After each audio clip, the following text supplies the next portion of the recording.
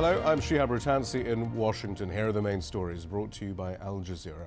The US, France and Great Britain have accused Iran of concealing a second uranium enrichment plant.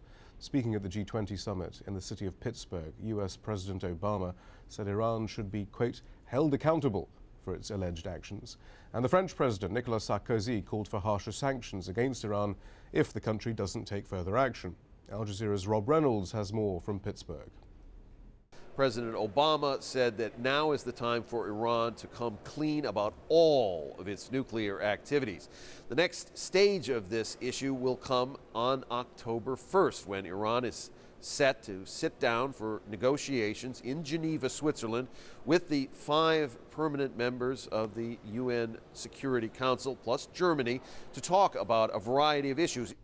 So Iran's nuclear program overshadowed economic issues at the G20 summit, where the global financial crisis was also on the agenda. G20 leaders vowed to give rising powers such as China and India more say in rebuilding and guiding the global economy. Leaders declared they have made major progress in their response to the financial crisis, but they said their work has to continue and pledged to keep emergency economic measures such as stimulus packages in place. The UN General Assembly continued on Friday, with Palestinian President Mahmoud Abbas calling on the body's members to exert pressure on Israel to stop building settlements in the West Bank and East Jerusalem.